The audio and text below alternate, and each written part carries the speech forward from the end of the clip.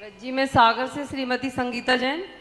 महाराज जी, मेरा प्रश्न ये है कि आज बच्चों को अपने जिन धर्म पर और जो जिन धर्म में जो आचरण बताया गया है उस पर बहुमान क्यों नहीं है। उनको वो ये जानते हैं कि घर में धर्म वाले लोग हैं, पूजा करने वाले हैं, त्याग करने वाले हैं, सब हैं, लेकिन उनके अंदर और उनको बचपन से संस्कार दिए भी गए हैं, तो भी वो उस चीज़ को अपना नहीं पाते और आलसवश किसी बस वो चीज़ नहीं करते। यदि किसी और जैसे सुबह पूजा का टाइम है तो नहीं जाना चाहेंगे जगहों तो, और अगर कोई दोस्त आ रहा हो या कोई और व्यक्ति उनका घनिष्ठ आ रहा हो तो उठ जाएंगे और अपना टाइम सेट कर लेंगे। सब ऐसा क्यों महाराज जी? जीवों को क्या कर्म बंद होगा कि जैन कुल में आके सबसे पहली ये नहीं बात कर पाए? अपन अपने मन से निकाल नहीं, उनको क्या बंद होगा। अपन जी देखें कि अपने को क्या हो सकता है। हर प्रश्न के पीछे एक बात जरूर आती है कि उनको क्या बंद होगा। महाराज जी, कोशिश सारी रहती है पेरेंट्स की कि वो आगे बढ़े। मैं बोल रहा हूँ, कभी भी एक बात ध्यान रखना कि हमारा कर्तव्य होता है कि दूसरे को प्रेरणा देना, उस प्रेरणा में संक्लेशित नहीं होना है। मैं भी तो बोल रहा हूं, मैं 4 महीने से समझा रहा हूं कि भैया एक आध तो चलो, सो एक भी तैयार नहीं हो रहा। हम क्या करें? लड़े इनसे? कहाँ है अजित? निकाले हैं? क्या करें? अरे तो लड़ेंगे थोड़ा ना, हम प्रेरणा दे करके चले जाएंगे।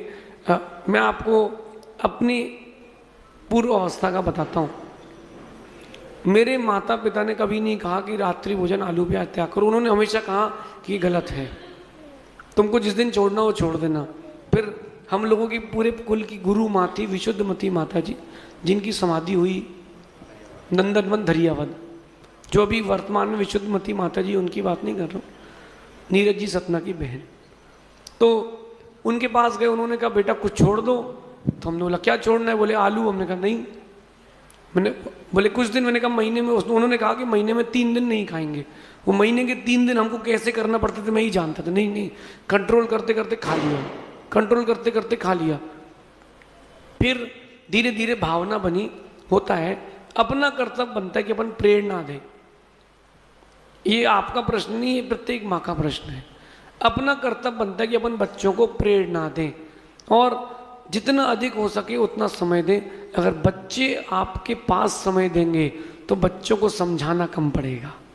आजकल ये हो रहा है कि आप बच्चों को पढ़ने दूर भेज देते हो। वो बिजनेस में भी गया तो वो सुबह सुबह निकल गया, लौट के आए तब तक आप सो गए। तो समय आपको देना पड़ेगा, पहली बात। रही बात वो जाने और आने की, रुचि के ऊपर है माँ। गर्मी का मौसम आए तो सुबह 5 बजे बैडमिंटन कोर्ट पे मिल जाता है व्यक्ति, टर्फ में मिल जाता है क्रिकेट खेलते।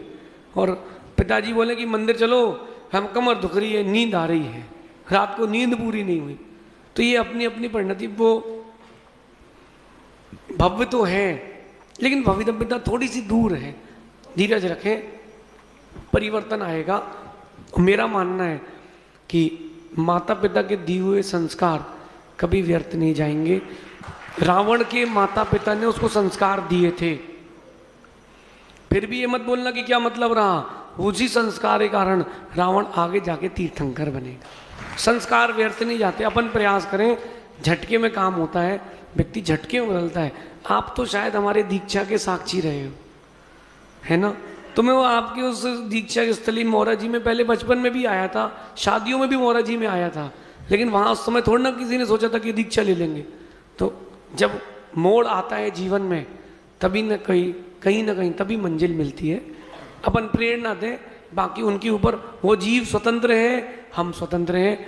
अगर पति नहीं मान रहे, कई जगह ये होता है कि पति देव गुटखा खा रहे हैं और पत्नी बेचारी परेशान हो रही है, कोई बात नहीं, वो खा रहा है खाए, वो जहाँ जाना है जाएगा। अपन विकल्प ना करें, ऐसा समझ। अगली